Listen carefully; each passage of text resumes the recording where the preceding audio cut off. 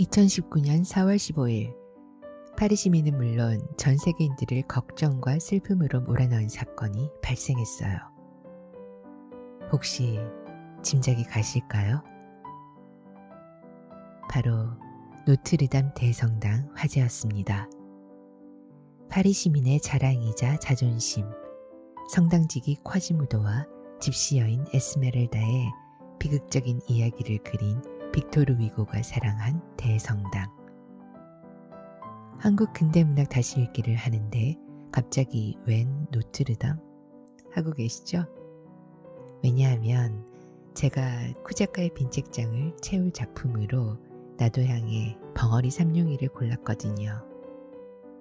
쿼지모도와 삼룡이, 에스메랄다와 주인 세아씨, 묘하게 캐릭터들이 오버랩되는 두 작품이죠. 벙어리 삼룡이는 인간상, 시대상, 신분의 벽 등 그 시대의 답답함과 암울함에 대한 은유적 표현들이 함축된 소설로서 현대를 사는 우리들에게도 많은 생각을 하게 하는 명작입니다. 그럼 쿠 작가와 함께 우리 삼룡이 만나러 가볼까요?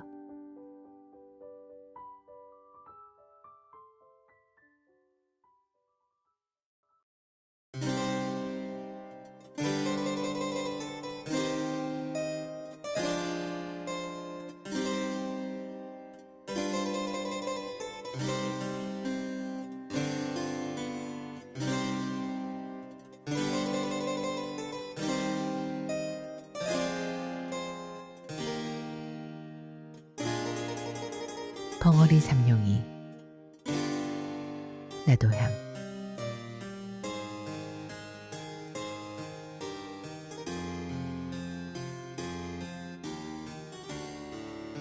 내가 10살이 들락말락 한때이니까 지금으로부터 3, 4, 5년 전 일이다. 지금은 그곳을 청렵정이라 부르지만 그때는 연화봉이라고 이름하였다. 즉 남대문에서 바로 내려다 보면은 오정포가 놓여있는 산등성이가 있으니 그 산등성이 이쪽이 연화봉이요. 그 새에 있는 동네가 역시 연화봉이다. 지금은 그곳에 빈민굴이라고 할 수밖에 없이 지저분한 촌락이 생기고 노동자들밖에 살지 않는 곳이 되어버렸으나 그때에는 자기네 딴은 행세한다는 사람들이 있었다. 집이라고는 10여 호밖에 있지 않았고 그곳에 사는 사람들은 대개 과목밭을 하고 또는 채소를 심거나 아니면 콩나물을 길러서 생활을 하여 갔었다. 여기에 그중 큰 과목밭을 갖고 그중 여유있는 생활을 하여 가는 사람이 하나 있었는데 그의 이름은 잊어버렸으나 동네 사람들이 부르기를 오생원이라고 불렀다. 얼굴이 동탕하고 목소리가 마치 여름에 버드나무에 앉아서 길게 목 누려 우는 매미 소리같이 저르렁 저르렁 하였다. 그는 몹시 부지런한 중년 늙은이로 아침이면 새벽 일찍이 일어나서 앞뒤로 뒷짐을 지고 돌아다니며 집안일을 보살피는데 그 동네에는 그가 마치 시계와 같아서 그가 일어나는 때가 동네 사람이 일어나는 때였다. 만일 그가 아침에 돌아다니며 잔소리를 하지 않으면 동네 사람들이 이상하여 그의 집으로 가보면 그는 반드시 몸이 불편하여 누웠었다. 그러나 그와 같은 때는 1년 360일에 한 번 있기가 어려운 일이요. 이태나 3년에 한 번 있거나 말거나 하였다. 그가 이곳으로 이사를 온 지는 얼마 되지는 아니하나 언제든지 감투를 쓰고 다니므로 동네 사람들은 양반이라고 불렀고 또 그 사람도 동네 사람들에게 그리 인심을 잃지 않으려고 섣달이면 북어회, 김톳을 동네 사람에게 나눠주며 농사 때에 쓰는 연장도 넉넉히 장만한 후 아무 때나 동네 사람들이 쓰게 하므로 그 동네에서는 가장 인심 후하고 존경을 받는 집인 동시에 세력 있는 집이다. 그 집에는 삼룡이라는 벙어리 하인 하나가 있으니 키가 분시 크지 못하여 땅딸보로 되었고 고개가 빼지 못하여 몸뚱이에 댕아리를 갖다가 붙인 것 같다. 거기다가 얼굴이 몹시 얽고 입이 크다. 머리는 전에 새꼬랑지 같은 것을 주인의 명령으로 깎기는 깎았으나 불밤송이 모양으로 언제든지 푸 하고 일어섰다. 그래 걸어 다니는 것을 보면 마치 옴두꺼비가 서서 다니는 것 같이 숨차 보이고 더디어 보인다. 동네 사람들이 부르기를 삼룡이라고 부르는 법이 없고 언제든지 벙어리 벙어리라고 하든지 그렇지 않으면 앵모 앵모 한다. 그렇지만 삼룡이는 그 소리를 알지 못한다. 그도 이 집 주인이 이리로 이사를 올 때에 데리고 왔으니 진실하고 충성스러우며 부지런하고 세차다. 눈치로만 지나가는 벙어리지만은 듣는 사람보다 슬기로운 적이 있고 평생 조심성이 있어서 결코 실수한 적이 없다. 아침에 일어나면 마당을 쓸고 소와 돼지의 여물을 먹이며 여름이면 밭에 풀을 뽑고 나무를 실어드리고 장작을 패며 겨울이면 눈을 쓸며 장신부름과 진을 마른 일을 할 것 없이 못하는 일이 없다. 그럴수록 이 집 주인은 벙어리를 위해주며 사랑한다. 혹시 몸이 불편한 기색이 있으면 쉬게 하고 먹고 싶어하는 듯한 것은 먹이고 입을 때 입히고 잘 때 재운다. 그런데 이 집에는 3대 독자로 내려오는 그 집 아들이 있다. 나이는 17살이나 아직 14살도 되어 보이지 않고 너무 귀엽게 기르기 때문에 누구에게든지 버릇이 없고 어리광을 부리며 사람에게나 짐승에게 잔인포악한 짓을 많이 한다. 동네 사람들은 후레 자식, 아비 속상하게 할 자식, 저런 자식은 없는 것만 못해 하고 욕들을 한다.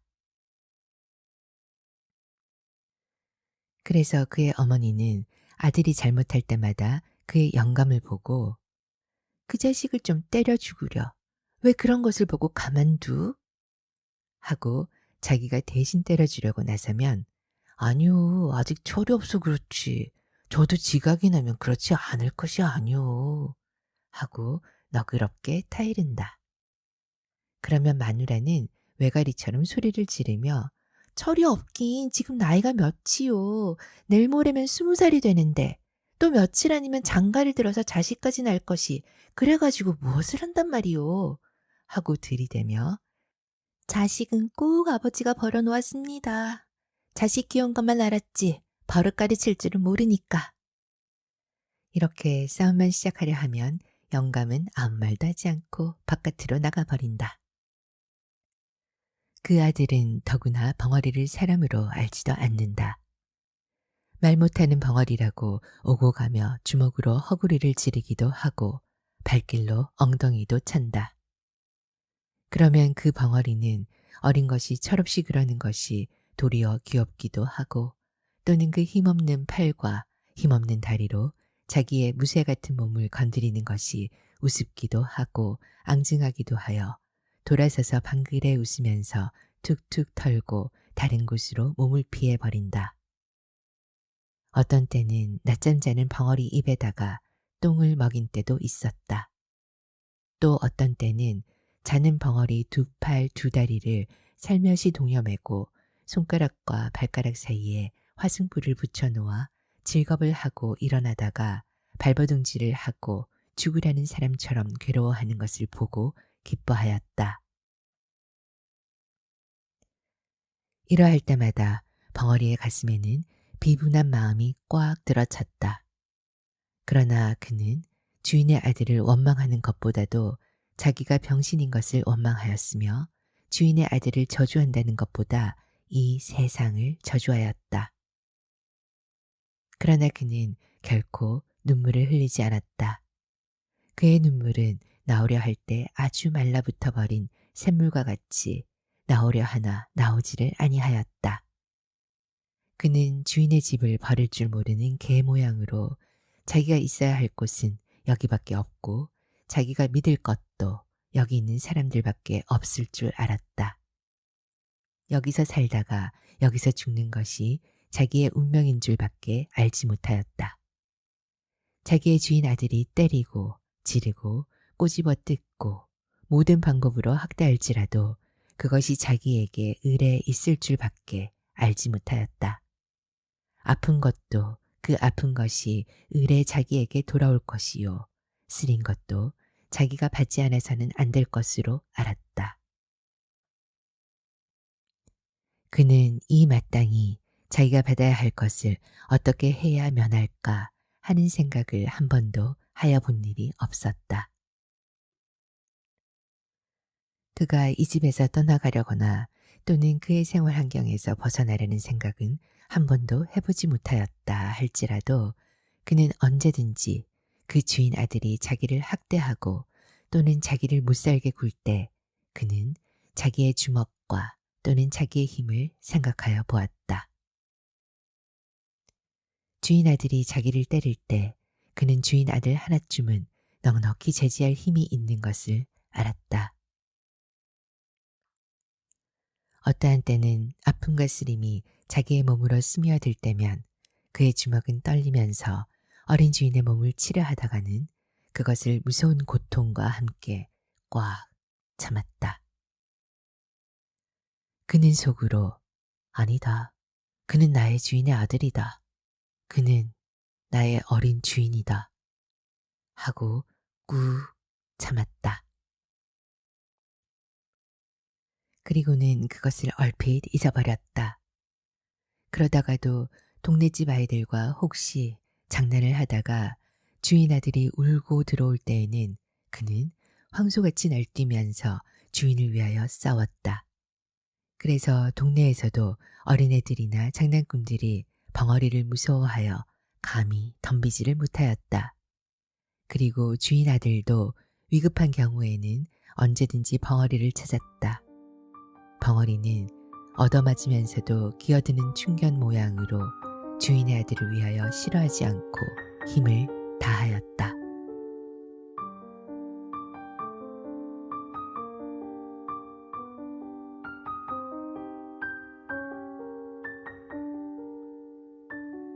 벙어리가 23살이 될 때까지 그는 물론 이성과 접촉할 기회가 없었다.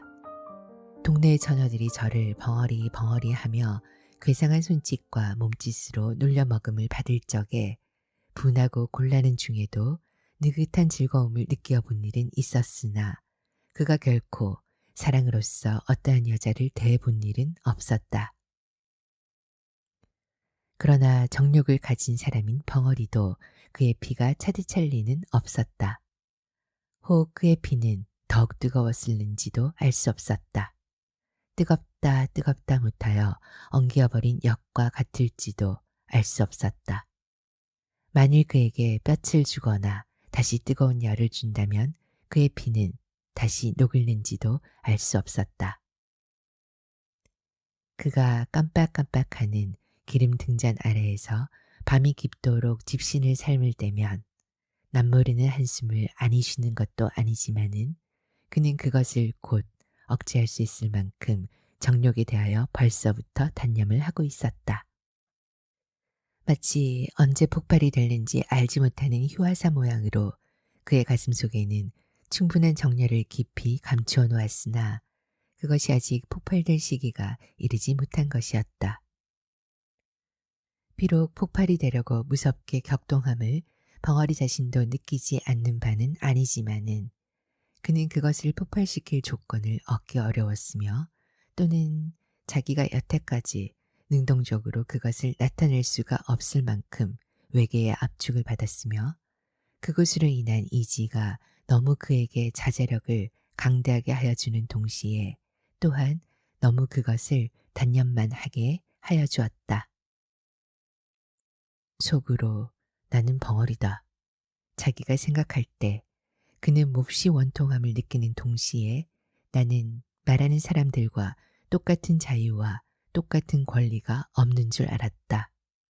그는 이와 같은 생각에서 언제든지 단념 않으려야 단념하지 않을 수 없는 그 단념이 쌓이고 쌓여 지금에는 다만 한 개의 기계와 같이 이 집의 노예가 되어 있으면서도 그것을 자기의 천직으로 알고 있을 뿐이요. 다시는 자기가 살아갈 세상이 없는 것 같이밖에 알지 못하게 된 것이다. 그해 가을이다. 주인의 아들이 장가를 들었다. 색시는 신랑보다 2살 위인 19살이다. 주인이 본시 자기가 언제든지 문벌이 얕은 것을 한탄하여 신부를 구할 때의 첫째 조건이 문벌이 높아야 할 것이었다. 그러나 문벌 있는 집에서는 그리 쉽게 색시를 내놓을 리가 없었다. 그러므로 하는 수 없이 그 어떠한 영락한 양반의 딸을 돈을 주고 사오다시피 하였으니 무난 동료의 딸을 둔 남촌 어떤 과부를 꿀을 발라서 약혼을 하고 혹시나 무슨 딴소리가 있을까 하여 부랴부랴 성내식을 시켜버렸다. 혼인할 때의 비용도 그때 돈으로 3만 양을 썼다. 그리고 아들의 처갓집에 며느리 뒤보아주는 바느질싹, 빨래싹이라는 명목으로 한 달에 2,500냥씩을 대어주었다.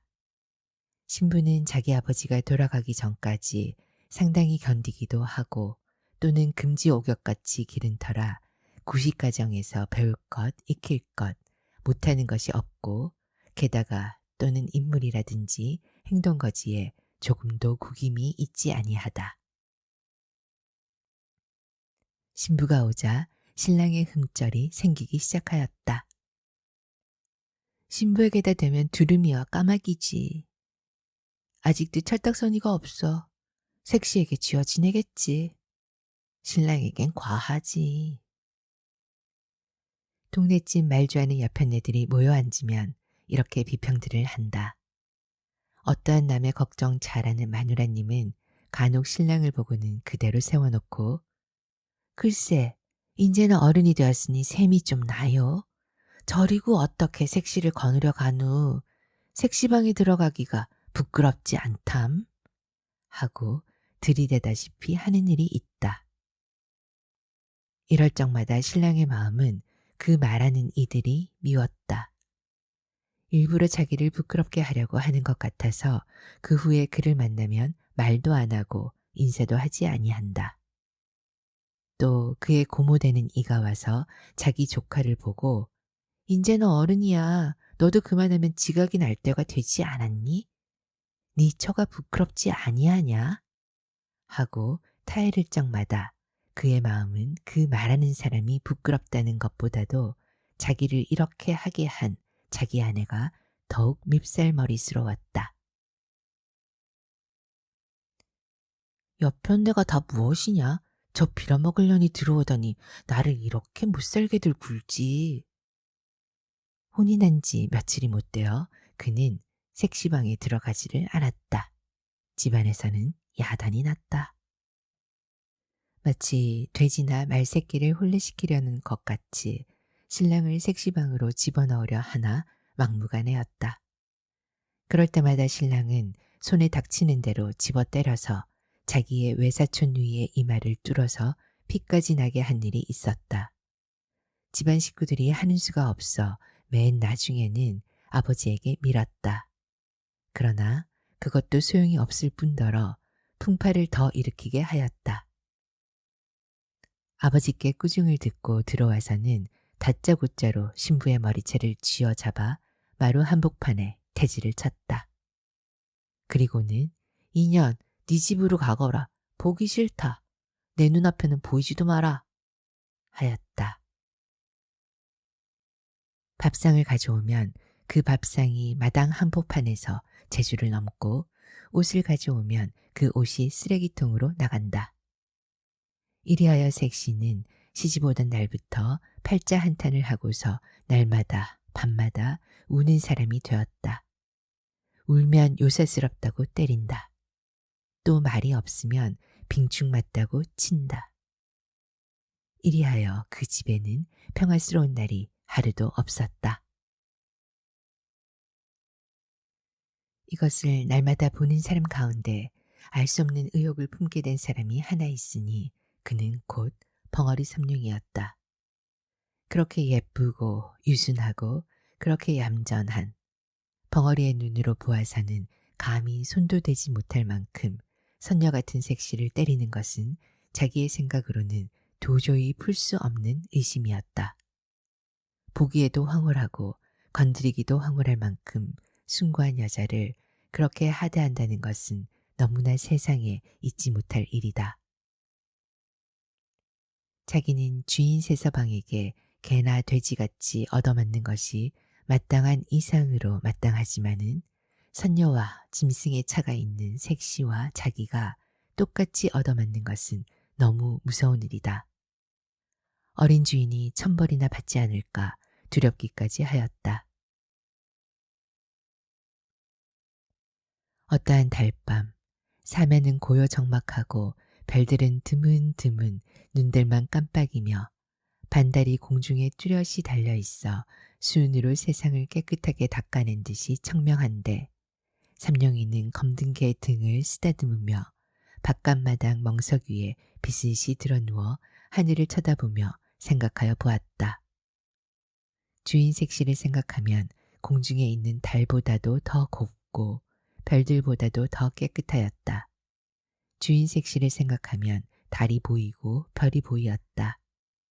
삼라만상을 씻어내는 은빛보다도 더 흰 달이나 별의 광채보다도 그의 마음이 아름답고 부드러운 듯하였다. 마치 달이나 별이 땅에 떨어져 주인 새아씨가 된 것도 같고 주인 새아씨가 하늘에 올라가면 달이 되고 별이 될 것 같았다. 더구나 자기를 어린 주인이 때리고 꼬집을 때 감히 입 벌려 말은 하지 못하나 치근하고 불쌍히 여기는 정이 그의 두 눈에 나타나는 것을 다시 생각할 때 그는 부들부들한 개 등을 어루만지면서 감격을 느꼈다. 개는 꼬리를 치며 자기를 귀여워하는 줄 알고 벙어리에 손을 핥았다. 삼룡이의 마음은 주인 아씨를 동정하는 마음으로 가득 찼다. 또는 그를 위하여서는 자기의 목숨이라도 아끼지 않겠다는 의분에 넘치었다. 그것은 마치 살구를 보면 입속에 침이 도는 것 같이 본능적으로 느껴지는 감정이었다.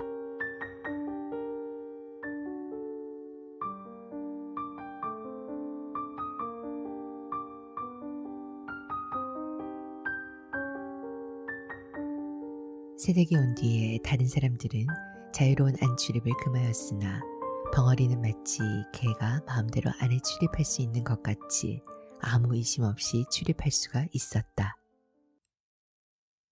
하루는 어린 주인이 먹지 않던 술이 잔뜩 취하여 무지한 놈에게 맞아서 길에 자빠진 것을 업어다가 안으로 들여다 누인 일이 있었다. 그때에 아무도 안에 있지 않고 다만 새색시 혼자 방에서 바느질을 하고 있다가 이 꼴을 보고 벙어리의 충성된 마음이 고마워서 그 후에 쓰던 비단 헝겊 조각으로 부시쌈지 하나를 만들어준 일이 있었다. 이것이 새서방님의 눈에 띄었다. 그래서 색시는 어떤 날 밤 자던 몸으로 마당 부판에 머리를 푼 채 내동댕이가 쳐졌다. 그리고 온몸에 피가 맺히도록 얻어맞았다. 이것을 본 벙어리는 또다시 의분의 마음이 뻗쳐 올라왔다. 그래서 미친 사자와 같이 뛰어들어가 새서방님을 내어 던지고 새색시를 둘러매었다. 그리고 나는 수리와 같이 바깥사랑 주인 영감 있는 곳으로 뛰어가 그 앞에 내려놓고 손짓과 몸짓을 10번, 20번 거푸하며 하소연하였다. 그 이튿날 아침에 그는 주인 새서방님에게 물풀에로 얼굴을 몹시 얻어맞아서 한쪽 뺨이 눈을 얼러서 피가 나고 주먹같이 부었다. 그 때릴 적에 새서방의 입에서 나오는 말은 이 흉측한 벙어리 같으니 내 여편네를 건드려? 하고 부시쌈지를 빼앗아 갈갈이 찢어서 뒷간에 던졌다. 그러고 이놈아, 인제는 주인도 몰라보고 막 친다. 이런 것은 죽여야 해.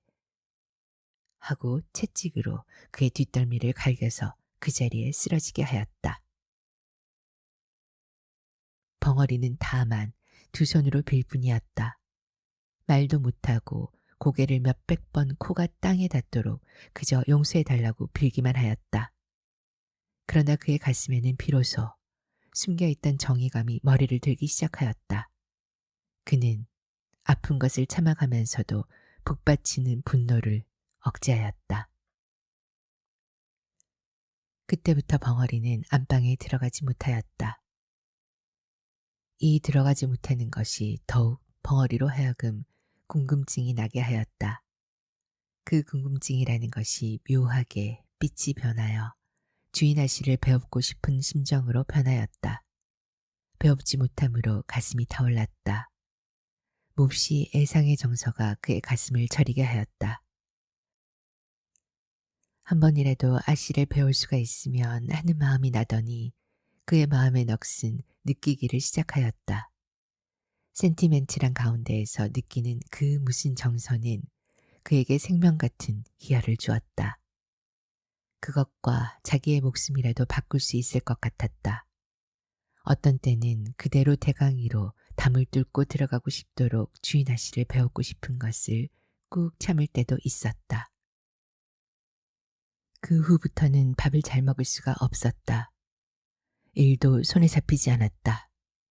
틈만 있으면 안으로만 들어가고 싶었다. 주인이 전보다 많이 밥과 음식을 주고 더 편하게 하여 주었으나 그것이 싫었다. 그는 밤에 잠을 자지 않고 집 가장자리를 돌아다녔다.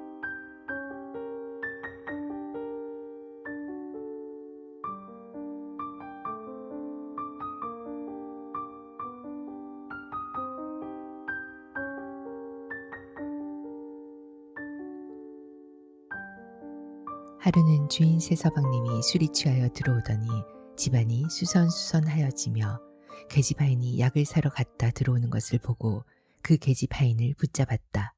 그리고 무엇이냐고 물었다. 계집하인은 한 주먹을 뒤통수에 대고 얼굴을 쓰다듬으며 둘째 손가락을 내밀었다. 그것은 그 집 주인은 엄지손가락이요 둘째 손가락은 새서방이라는 뜻이요 주먹을 뒤통수에 대는 것은 여편네라는 뜻이요 얼굴을 문지르는 것은 예쁘다는 뜻으로 벙어리에게 쓰는 암호다. 그런 뒤에 다시 혀를 내밀고 눈을 뒤집어 쓰는 형상을 하고 두 팔을 싹 벌리고 뒤로 자빠지는 꼴을 보이니 그것은 사람이 죽게 되었거나 아를 적에 하는 말 대신의 손짓이다. 벙어리는 눈을 크게 뜨고 계집하인에게 한 발자국 가까이 들어서며 놀라는 듯이 멀거니 한참이나 있었다. 그의 가슴은 무섭게 격동하였다. 자기의 그리운 주인 아씨가 죽었다는 말이나 아닌가. 그는 두 주먹을 마주치며 한숨을 쉬었다. 그리고는 자기 방에서 무엇을 생각하는 것처럼 두어 시간이나 두 눈만 껌뻑껌뻑하고 앉았었다. 그는 밤이 깊어갈수록 궁금증 나는 사람처럼 일어섰다 앉았다 하더니 2시나 되어서 바깥으로 나가서 뒤로 돌아갔다. 그는 도둑놈처럼 조심스럽게 바로 건너방 뒤 미닫이 앞 담에 서서 주저주저 하더니 담을 넘었다. 가까이 창 앞에 서서 문틈으로 안을 살피다가 그는 진저리를 치며 물러섰다. 어두운 밤에 그의 손과 발이 마치 그 뒤에 서 있는 감나무 잎같이 떨리더니 그대로 문을 박차고 뛰어들어갔을 때 그의 팔에는 주인 아씨가 한 손에는 기다란 명주 수건을 들고서 한 팔로 벙어리의 가슴을 밀치며 뻗디디었다. 벙어리는 다만 눈이 둥그래서 에헤 소리만 지르고 그 수건을 뺏으려 애쓸 뿐이다. 집안이 야단났다. 집안이 망했군. 어디 사내가 없어서 벙어리를. 어떻든 할 수 없는 일이야.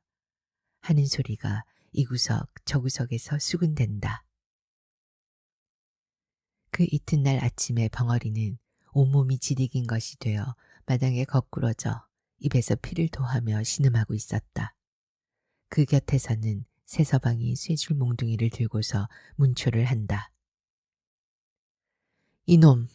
하고는 음란한 흉내는 모조리 하여가며 건넌방을 가리킨다. 그러나 벙어리는 손을 내저을 뿐이다. 또 몽둥이에는 살점이 묻어나왔다. 그리고 피가 흘렀다. 벙어리는 타들어가는 목으로 소리도 못 내며 고개만 내젓는다. 그는 피를 토하며 거꾸러지며 이마를 땅에 비비며 고개를 내흔든다. 땅에는 피가 스며든다. 새서방은 채찍 끝에 남뭉치를 달아서 가슴을 훔쳐 갈겼다가 힘껏 잡아 뽑았다. 벙어리는 그대로 거꾸러지며 말이 없었다. 새서방은 그래도 시원치 못하였다. 그는 어제 벙어리가 새로 갈아놓은 낫을 들고 달려왔다. 그는 그 시퍼렇게 날선 낫을 번쩍 들었다. 그래서 벙어리를 찌르려 할 때 벙어리는 한 팔로 그것을 받았고 집안 사람들은 달려들었다. 벙어리는 낫을 뿌리쳐 저리로 내던졌다. 주인은 집안이 망하였다고 사랑에 누워서 모든 일을 들은 채 만 채 문을 닫고 나오지를 아니하며 집안에서는 색시를 쫓는다고 야단이다. 그날 저녁에 벙어리는 다시 끌려 나왔다. 그때에는 주인 새서방이 그의 입던 옷과 신짝을 주며 눈을 부릅뜨고 손을 멀리 가리키며 가! 인제는 우리 집에 있지 못한다 하였다. 이 소리를 듣는 벙어리는 기가 막혔다. 그에게는 이 집 외에 다른 집이 없다. 살 곳이 없었다. 자기는 언제든지 이 집에서 살고 이 집에서 죽을 줄밖에 몰랐다. 그는 새서방님의 다리를 껴안고 애걸하였다. 말도 못하는 것을 몸짓과 표정으로 간곡한 뜻을 표하였다. 그러나 새서방님은 발길로 지르고 사람을 불렀다. 이놈을 좀 내쫓아라. 벙어리가 죽은 개 모양으로 끌려나갔다. 그리고 대갈배기를 개천구석에 들이박히면서 나가 곤드라졌다가 일어서서 다시 들어오려 할 때에는 벌써 문이 닫혀 있었다. 그는 문을 두드렸다. 그의 마음으로는 주인 영감을 찾았으나 부를 수가 없었다. 그가 날마다 열고 날마다 닫던 문이 자기가 지금은 열려 하나 자기를 내어 쫓고 열리지를 않는다. 자기가 건사하고 자기가 거두던 모든 것이 오늘에는 자기의 말을 듣지 않는다. 어려서부터 지금까지 모든 정성과 힘과 뜻을 다하여 충성스럽게 일한 값이 오늘에는 이것이다. 그는 비로소 믿고 바라던 모든 것이 자기의 원수란 것을 알았다. 그는 모든 것을 없애버리고 자기도 또한 없어지는 것이 나은 것을 알았다. 그날 저녁 밤은 깊었는데 멀리서 닭이 우는 소리와 함께 개 짖는 소리만이 들린다. 난데없는 화염이 벙어리 있던 오생원 집을 에워쌌다.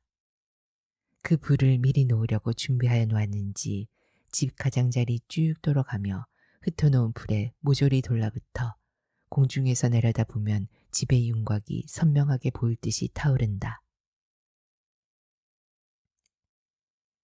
불은 마치 피 묻은 살을 맛있게 잘라먹는 요마의 혓바닥처럼 날름날름 집안채를 삽시간에 먹어버리었다. 이와 같은 화염 속으로 뛰어들어가는 사람이 하나 있으니 그는 다른 사람이 아니라 낮에 이 집을 쫓겨난 삼룡이다. 그는 먼저 사랑에 가서 문을 깨뜨리고 주인을 업어다가 밭 가운데 놓고 다시 들어가려 할제 그의 얼굴과 등과 다리가 불에 대어 쭈그러져 드는 것을 알지 못하였다. 그는 건너방으로 뛰어들었다. 그러나 색시는 없었다. 다시 안방으로 뛰어들었다. 그러나 또 없고 새서방이 그의 팔에 매달려 구원하기를 애원하였다. 그러나 그는 그것을 뿌리쳤다. 다시 석가래에 불이 시뻘겋게 타면서 그의 머리에 떨어졌다. 그러나 그는 그것을 몰랐다. 부엌으로 가보았다. 거기서 나오다가 문설주가 떨어지며 왼팔이 부러졌다. 그러나 그것도 몰랐다. 그는 다시 광으로 가보았다. 거기도 없었다. 그는 다시 건너방으로 들어갔다. 그때야 그는 색시가 타 죽으려고 이불을 쓰고 누워있는 것을 보았다. 그는 색시를 안았다. 그리고는 길을 찾았다. 그러나 나갈 곳이 없었다. 그는 하는 수 없이 지붕으로 올라갔다. 그는 비로소 자기의 몸이 자유롭지 못한 것을 알았다. 그러나 그는 자기가 여태까지 맛보지 못한 즐거운 쾌감을 자기의 가슴에 느끼는 것을 알았다. 색시를 자기 가슴에 안았을 때 그는 이제 처음으로 살아난 듯하였다. 그는 자기의 목숨이 다한 줄 알았을 때 그 색시를 내려놓을 때는 그는 벌써 목숨이 끊어진 뒤였다. 집은 오조릿하고 벙어리는 색시를 무릎에 뉘고 있었다. 그의 울분은 그 불과 함께 사라졌을는지 평화롭고 행복스러운 웃음이 그의 입 가장자리에 10개 나타났을 뿐이다.